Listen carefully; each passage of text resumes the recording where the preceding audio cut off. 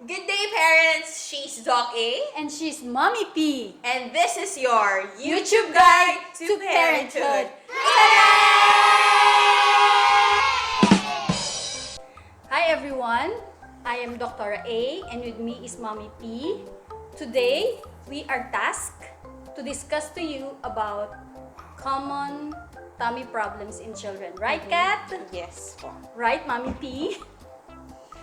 So to start with, I am a pediatrician practicing in Marikina, and I am a proud member of Community Pediatric Society of the Philippines.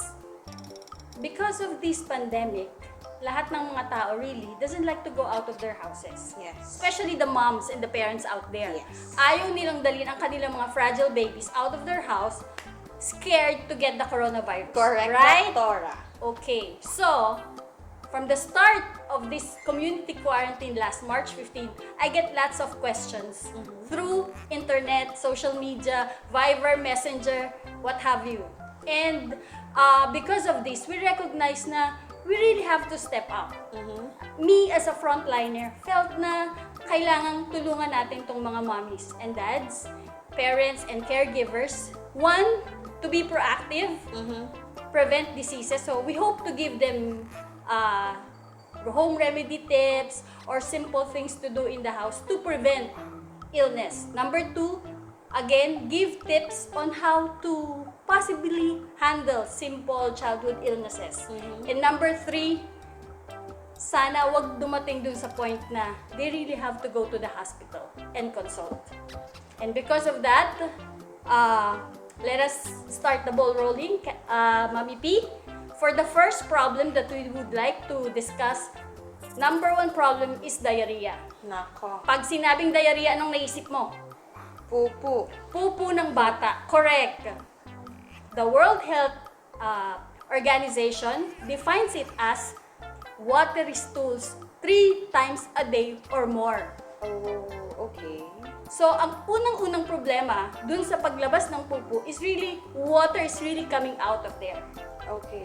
And that leads to dehydration, malnutrition, etc. etc. Pero Doktora, since ang baby kasi, diba, since watery substance, breast milk kasi, di pa naman kami nag-ano. Yes, we have to qualify diarrhea. Okay. Okay? Pag sinabing watery stools, it's really watery kasi tubig. Okay. The difference is dun sa mga breast milk poop, yun, pag lumabas yung parang mga mashed potato.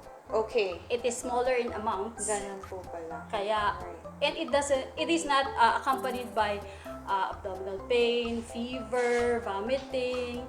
So, yun. So, one is, saan ba nanggagaling yung pagtatae? Okay. So, dalawang bagay yan. Yung infectious and non-infectious. Okay. Kasama Sa infeksyon, ito yung mga nakakain madudumi. Contaminated food, contaminated water. Okay. With it, minsan may virus, may bacteria, may fungi, so lahat ng mikrobyo or germs. Okay. Yung non-infectious cause, yan yung kumain sila ng masyadong watery, masyadong sugary food. Hindi sila natunawan. Kasi minsan yung mga nanay at lola, palibasa kumakain yung baby, sige bigay ng bigay. Up to the point na hindi na nadadigest ang food. Okay. Or kung may mga medications, sadly sa mga nagte-therapy, mga radiations, all of that, those can cause diarrhea. Okay. So, ang pinaka-unang problema sa diarrhea is dehydration. Okay. So, dahil may lumalabas na tubig, and our body is mostly composed of water, nawawala yung tubig ng katawan. Kasi walang gana rin na uminom. Yes. Kasi nga, dehydrated ka na, pagod ka na, and everything. Okay.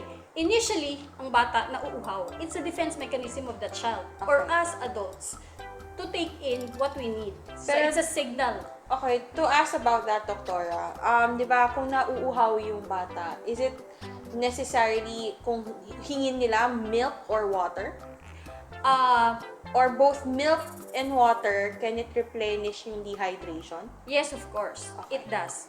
But depende rin yung ibibigay mong klase ng water dun sa bata based on the age. For below 6 months of age, mas maganda, it's really the milk. Okay. If you're breastfeeding, continue breastfeeding. So number 1, detect early signs of dehydration, act accordingly, or kahit wala pa siyang signs of dehydration, give more fluid in small amounts that they can tolerate as needed Okay po. to really prevent that. So 1, correct dehydration, assess for dehydration. So paano malalaman din si mommy na yung baby ay nadi-dehydrate na? Number 1, yung stooling niya talagang dire-diretso. Okay. So more than 3 Nagtatain na times, talaga more to. than 10 times. In a matter of hour, nakaka5 beses, 6 na beses. So it's really a red flag to see that. Okay. Number 2, kamusta ba yung pagdede niya? Baka naman lahat ng dinedede niya, isinusuka niya. Okay. Meaning nothing Walang is coming pumapasok. in. Yes. Yes. Okay. Okay? Tapos, nilalagnat na ang bata. Okay. Pero doktora, usually pag nilagnat na yung bata, wala na siyang, nanghihina na siya. Yes, that's part of it. So, look, eyes, sunken eyeballs, dry lips, check yung attributes ng bata, irritable na ba siya o talagang hinang-hina na. And then tingnan mo siya, feel the skin, okay pa ba ang skin? Tama pa ba ang feel? Hindi Yes. dry, hindi Okay. nalalamig. Nakikita pala agad yun sa skin ng baby. Yes. So look, Eyes, dry lips. skin, pinch, Okay. check for the poop. Okay. Umiihi pa ba ang bata? Okay, Dapat yun every din 6 to 8 pala. hours. Isa pang red flag, bloody stools.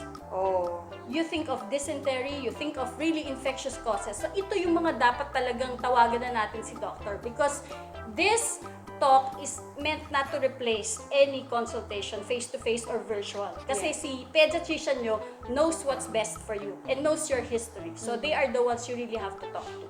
Okay. Okay, so correct dehydration. Number 2, if you see meron na talagang signs of dehydration, by all means, correct it. How can you correct it? If you're breastfeeding, continue breastfeeding. If the baby is able to tolerate soups, at pwede na siya 6 months pataas, soups, juices, pwede na yan. Okay. Pero limit the sweetened juices. Okay po. Hindi rin pwede yung mga tea, ha? Hindi pwede. Yes. Coffee. Yes. Soft drinks.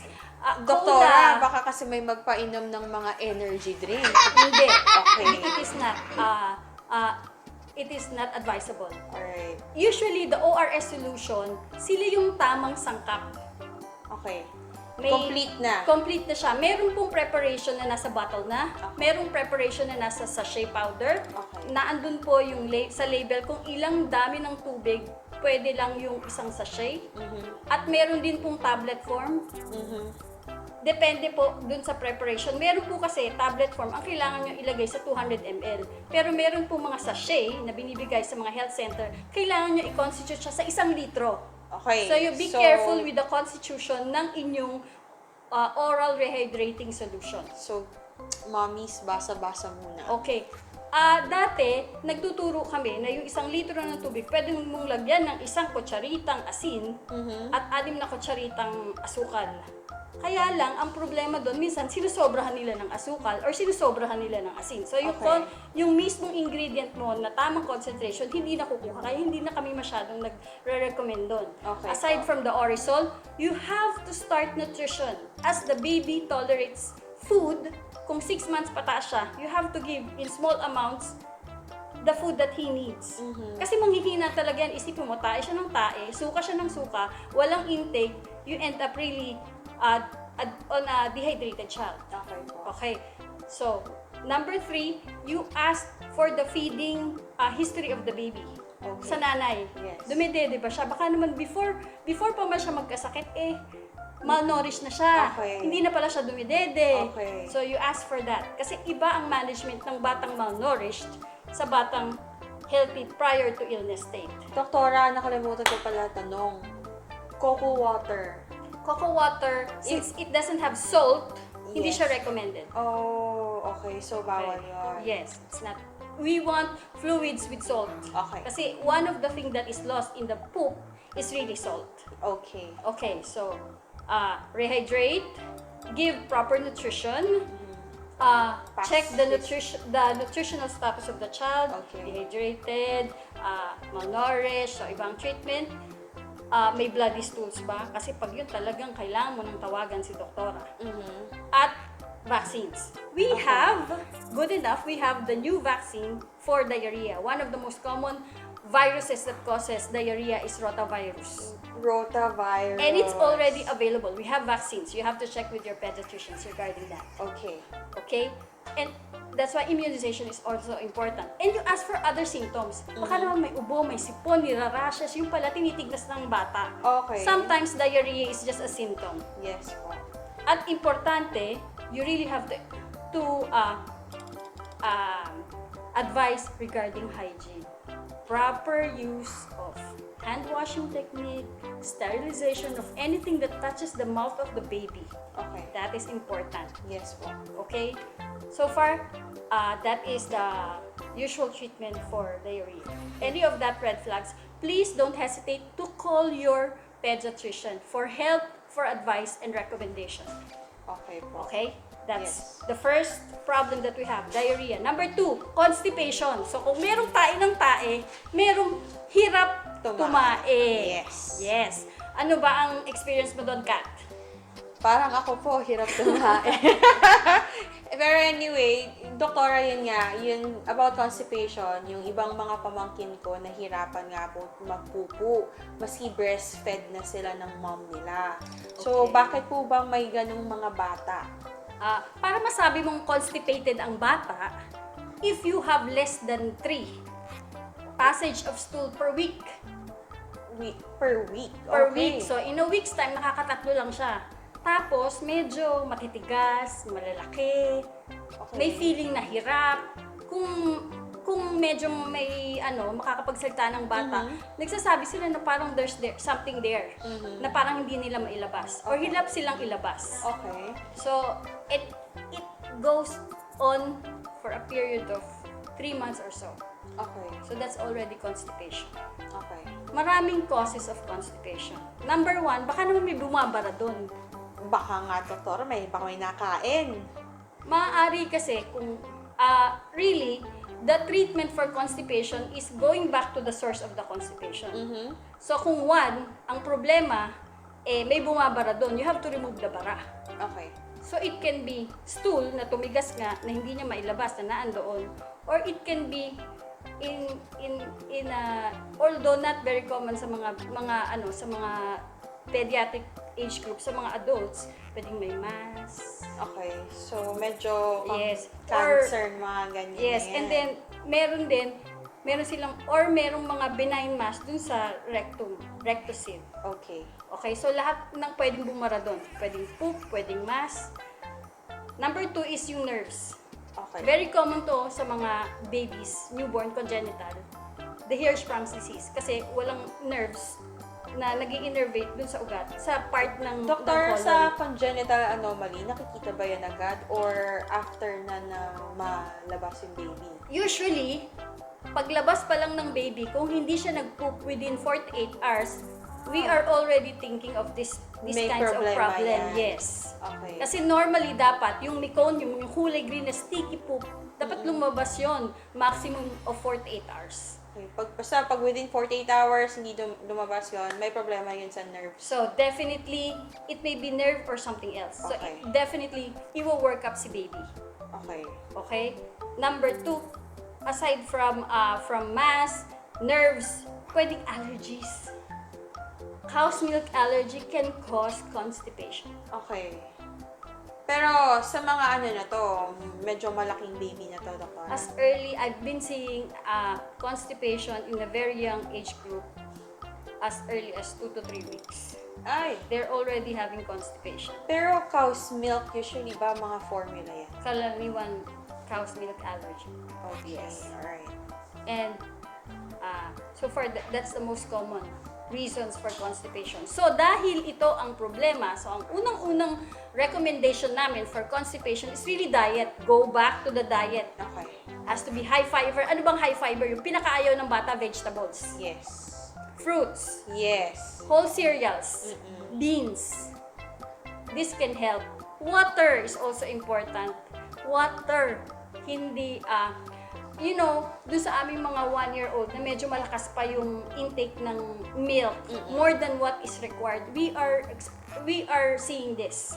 So, a lot of dairies, a lot of meat, a lot of processed food right now. So, lahat can be at risk for constipation. Pero pag breast milk naman yung iniinom, mas ni 1-year-old, doktora, okay naman yun? Yes. Hindi siya prone sa mga, causes of diarrhea?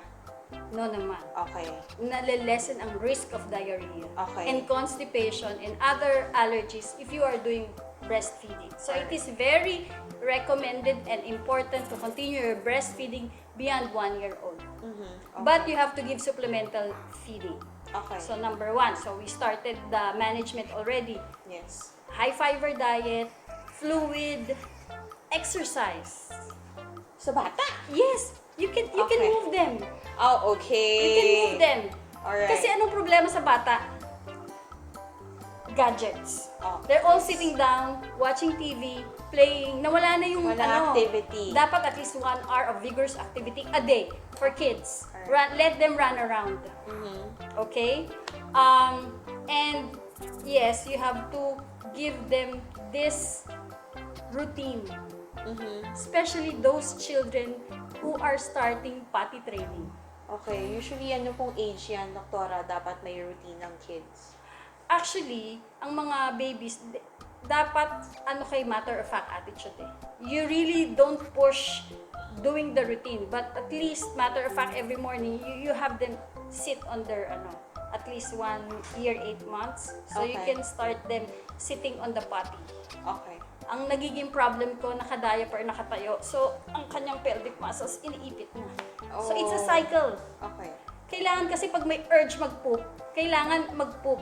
Okay. May mga bata, ang problema is hindi nila nako-coordinate yung muscles niya. Parang gusto niya mag-poop pero iniipit niya. Okay. So that has to relax. The sphincter has to relax to be able to let the poop go down. Okay.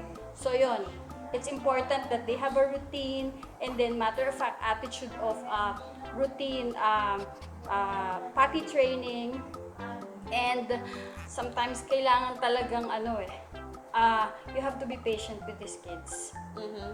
Okay? So far, if these problems is really nagiging malala na, kasi ang problema, it's a cycle eh. Matigas ang poop, hirap mag-poop, ayaw nilang ilabas. Okay. So, minsan nasusugat pa yun. Yes. So, pag nasugat pa, lalong nang mahirap lumabas yung poop. Yes. So, the more nilang pinipigil. Okay po. So, it's a cycle. So, you really have to be patient with the children. Let them sit down, relax. Minsan, yung family stress and anxiety can lead to constipation. Okay. And not only to the child, but only to the parents. Okay po. Kasi, ang nangyayari, pag pooping time, it's stress time. For them. For them and the kids. Okay, pero kailangan ba habang nagpupupo yung bata, tinitingnan mo siya, kinakausap mo ba siya, or let them concentrate? Let them concentrate and at the same time relax when it's about to go out. Okay po. Okay? So, that's important. Pero kung talagang bloody, more than 3 months na, and hindi na nag-weight gain yung bata, namamayat na, meron ng abdominal distension, as in lumalaki ng tiyan niya, mapayat siya, malnourished siya, really. Minsan, you don't have to wait for 3 months. Okay. Check with your pediatrician for suggestions and recommendations. Okay. Okay. May question ka pa ba regarding constipation, Kat? For constipation, doktora, dyan, coconut water, dyan po ba papasok yan? For older children, yes, you can give it coconut water, yogurt, it can help. Okay. Sometimes probiotics will Alright. also help. So far, wala naman About po. suppository. Kailan, pwede ba bumili na lang yung bata ng suppository? Nung non-suppository? Usually, we give suppository to disimpact. Ibig Okay. sabihin, matigas, kailangan palabasin more than 5 days and with abdominal distension already. Sometimes we need to give suppositories. Okay. Pero not regularly.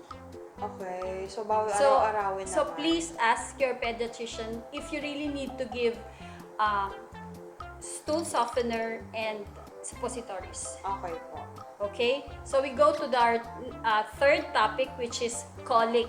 Nako. Colic, isa pang distressing problem of moms. Kasi ito yung tumatawag sa'yo, minsan, Madaling hindi araw lang na. hysterical yung bata, pati yung nanay hysterical na. Because ang itsura ng bata, extended arms and legs, iyak, incessantly crying, Yes po. and then the tummy is, sometimes may arcing of back, and it goes to start as early as mga 4, 5, latter part of the first to second month of life. Nag-start Okay. na itong mga Ang bilis infant pala. colic. Infant colic. Yes.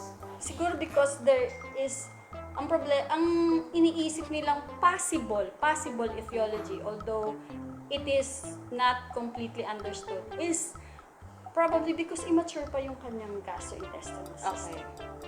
Kaya usually nga ang tanong namin sa kanila, gaano katanagal na ba to?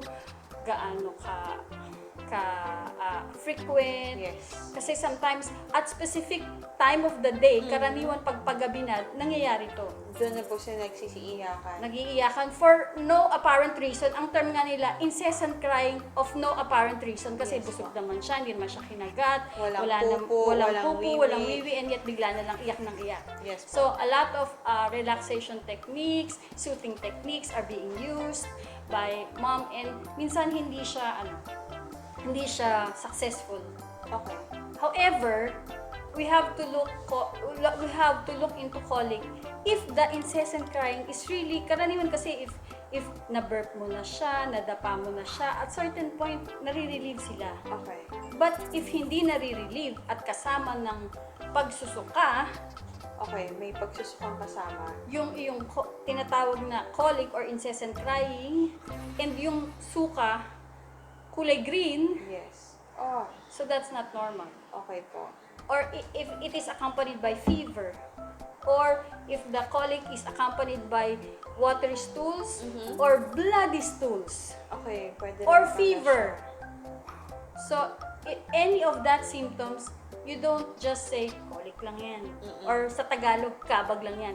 This is the red flags that you should look out for, and you really have to call your pediatricians. Okay. To really give you the recommendations and suggestions that would help you. Kasi your pediatricians knows you very much. They know if the colic, ay hindi, colic lang yan, ay yung allergy niya lang yan, ay may nakain lang yan, hindi maganda.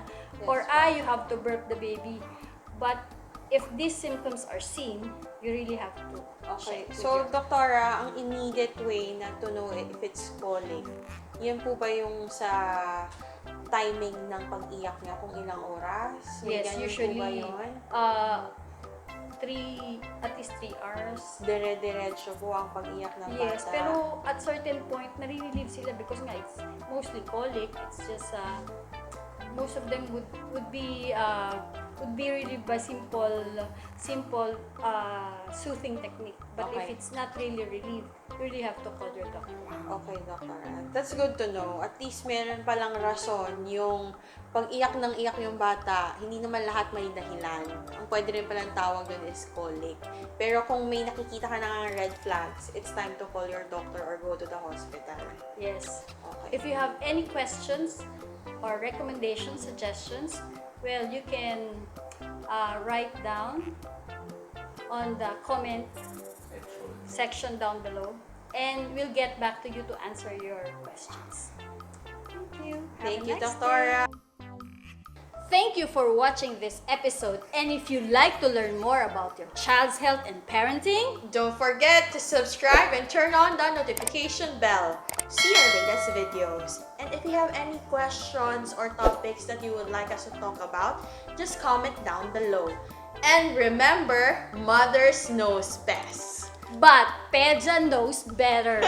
See you!